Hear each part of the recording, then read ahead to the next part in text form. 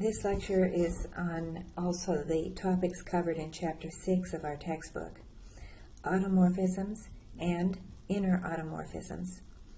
As we've learned, an automorphism of a group is an isomorphism from the group to itself, and the set of all possible automorphisms of G is denoted aut G. And we're going to prove in this lecture that aut G, in fact, is a group. An inner automorphism is an automorphism that is generated by conjugation. So you pick an element in G, and every element generates a mapping phi sub A, every element A, and we've seen one example of this when you conjugated matrices by a matrix M. In general, phi sub A will take G to itself, and what it does is it just conjugates every element of G by A.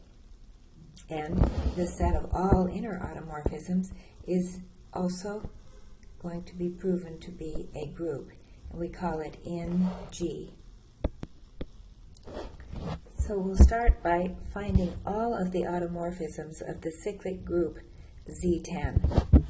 We know that Z10 is generated by 1, by addition mod 10. So 1, 1 plus 1 plus 1 plus 1, etc. We get 0 through 9. And so any automorphism of this group Z10 will completely depend on where 1 is sent by the automorphism. And we know that 1 has to go to a generator. If 1 is mapped to 1, let's call this phi sub 1, meaning that 1 is mapped to 1. And let's circle the generators. 1 and 3 and 7 and 9 are the generators of Z10. So any automorphism will have to send 1 to 1, or it could send 1 to 3, or it could send 1 to 7, or it could send 1 to 9. And those are the only possible automorphisms of Z10, because we know generator has to go to generator. Now, if phi sends 1 to 1, it's going to send 1 plus 1 to 2, etc. This is just the identity map. It's one of our automorphisms. I want to show you with one of these exactly how it works. Let's take phi 3, sending the generator 1 to the generator 3. Now remember, phi 3 preserves the operation. So when I decide what phi 3 sends 2 to, well, 2 is 1 plus 1. And so I know that phi of 1 plus 1 is going to be phi of 1 plus phi of 1. And that is 3 plus 3. So every time I add 1 on the left, I add 3 on the right. So I get 2 goes to 6. And continuing in that fashion, when I add 1 on the left, I add 3 on the right. So I add 3 goes to 9, and 4 will go to 9, 12, which is 2 mod 10, and 5 will go to itself, adding 3, 6 will go to 8, 7, 8 plus 3, 7 goes to 1, mod 10, 8 will go to 4, and 9 to 7, and 10 or 0 will go to 0. And that's always a check for yourself, because you know an isomorphism always sends identity to identity. So these are the only 4 possibilities. And we have then aut G, or aut Z10, is the set containing, as we defined them here, phi 1, phi 3, phi 7, and phi 9. And you should go through and do what I did with phi 3, just to make sure that you understand how the preserving of the operation dictates what each element is sent to once we have decided which generator one is sent to by the isomorphism. Now there's another thing to note, is that there's actually a formula for these automorphisms. For example, phi 3, the one I just calculated, phi 3 of k is equal to, well, phi 3 of 6 was 3 plus 3 plus 3 plus 3 plus 3 plus 3. So it is, I'm going to write that once. It's 3 plus 3 plus 3 plus 3 plus 3 plus 3. That was phi of 6. I'll change this to 6. So in other words, phi 3 of 6 was 3 plus itself 6 times, and we could say then 6 times 3.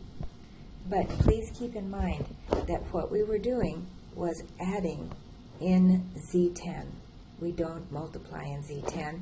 This 6 here just tells us how many times we add 3 together. It's not, we're not viewing 6 as 6 and 3 as elements of Z10.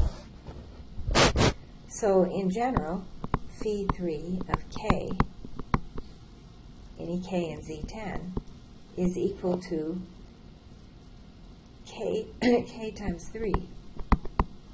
3 added k times. The formula for phi 7 would be phi 7 of k is equal to 7k. Adding 7 together, k times. And phi sub 9 of k is 9k. And of course, phi 1 of k is equal to k. So we want to prove that the automorphism group is a group.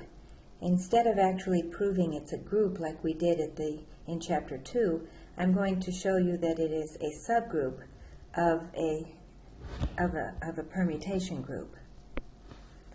We can see that Aut G is a subset of the permutation of G.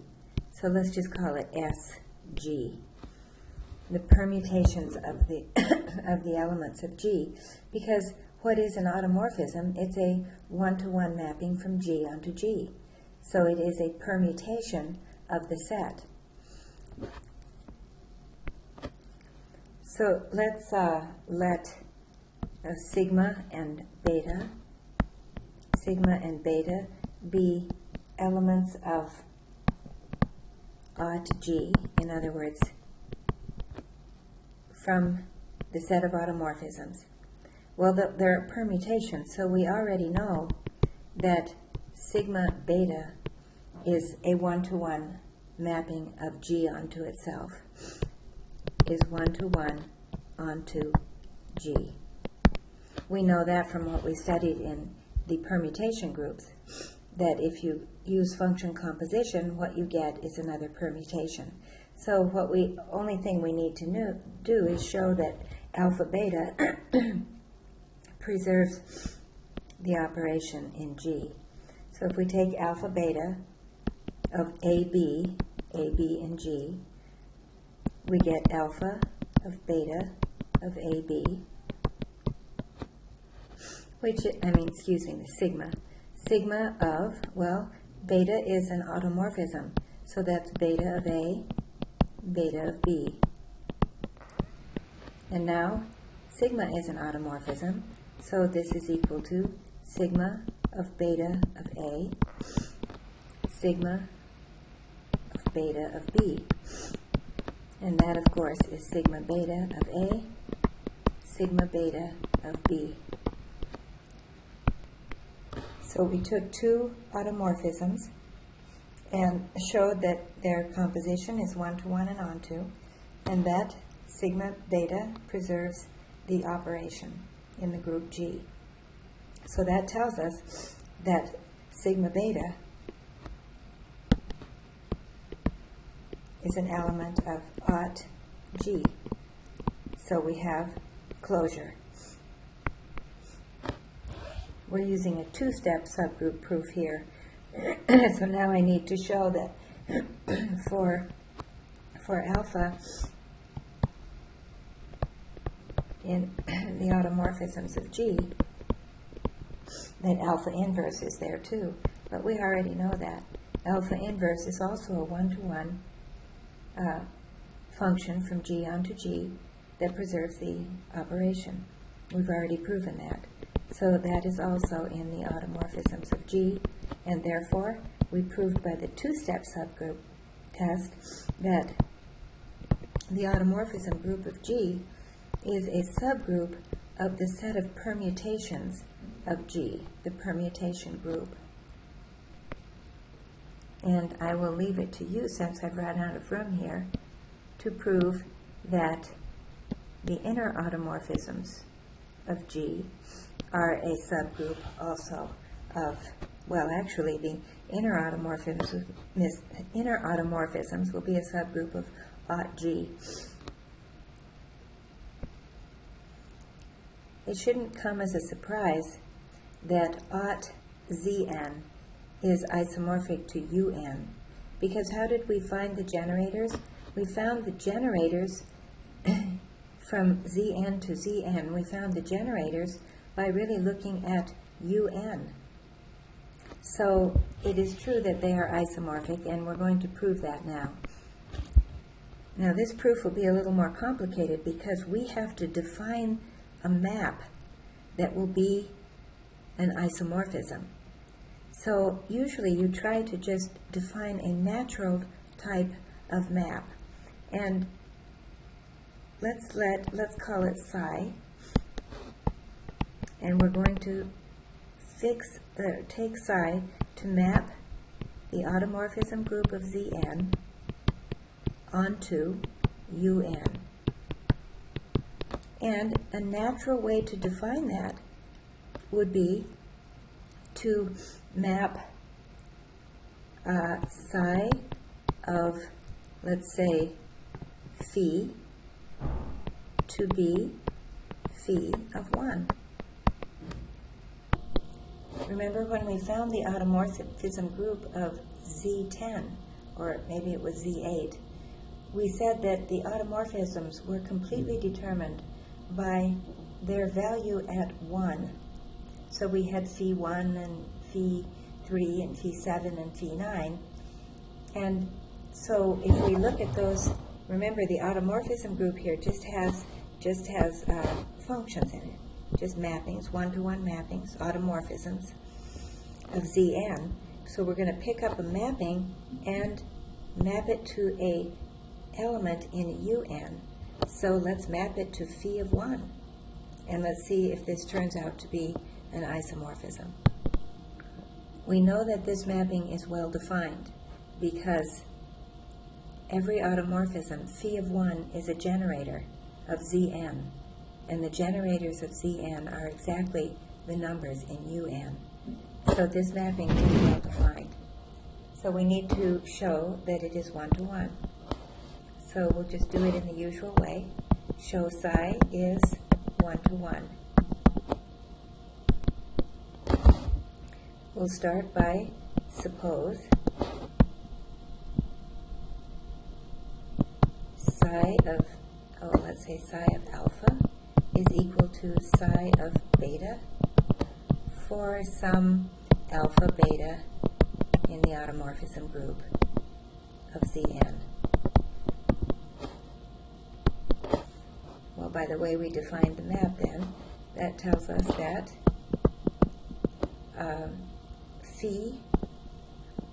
it tells us that alpha of 1 is equal to beta of 1. And given this, we can show that alpha and beta are exactly the same automorphisms of Zn. If we show that two functions are the same, we have to show that they take on the same values at each number in Zn. So if alpha of 1 is equal to beta of 1, let's remember how we found a formula for the automorphisms. Alpha of k is k times alpha of 1. And since alpha of 1 is equal to beta of 1, this is k times beta of 1. And that is beta of k. So we see this is true for all k in Zn, and this tells us, therefore, alpha is the same automorphism as beta. And that tells us then, therefore, psi is 1 to 1. Now it's going to be a little bit trickier to show that psi is onto, but that's what we have to do next. Psi is onto.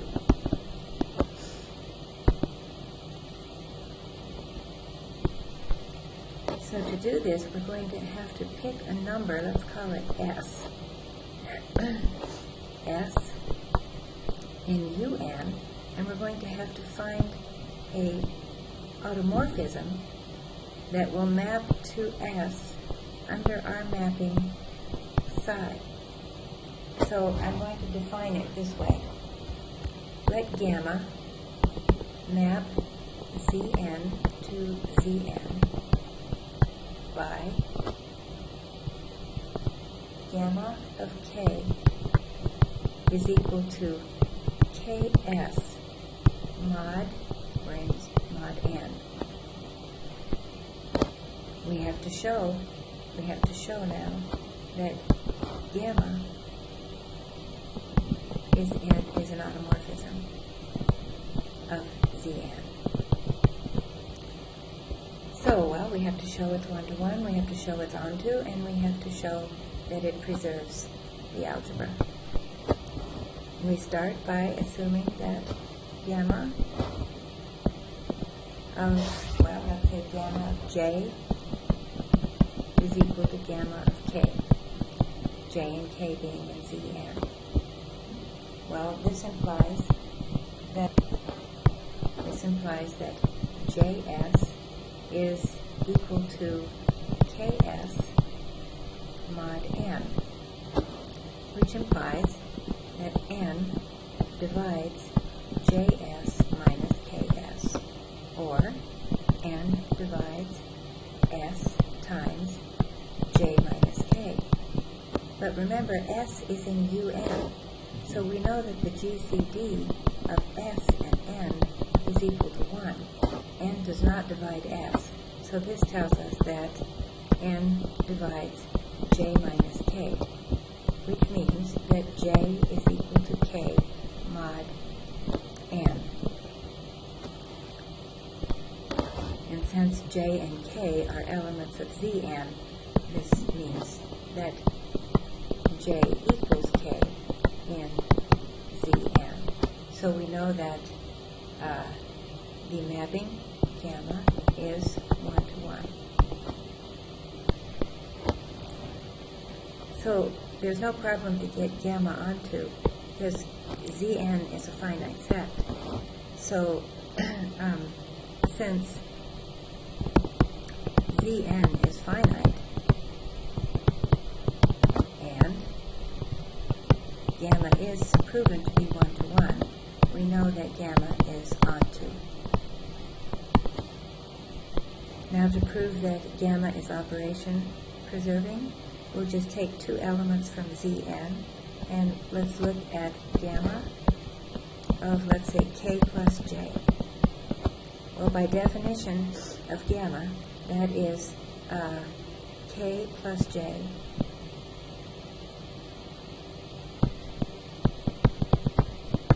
times S mod n, which is ks plus js mod n, and we know that that is equal to ks mod n plus js mod n, and that is equal to gamma of k plus gamma of j.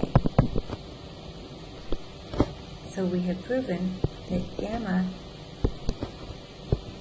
lives in aught Zn, and we know that psi sends gamma to gamma of 1, and gamma of 1 was S. So we have shown that psi is onto. It is a function that is onto un.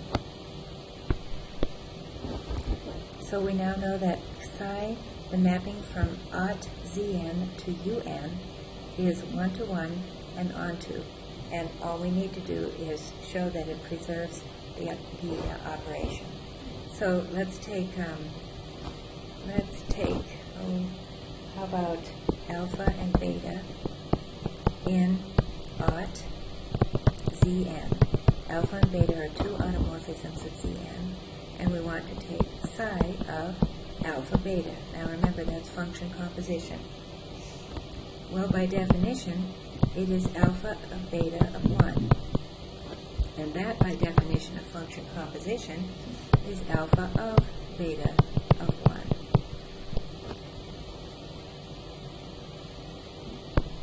1. Now, I put this up here for you to recall. Alpha of k was equal to k times alpha of 1. So alpha of beta of 1 is equal to beta of 1 times alpha 1.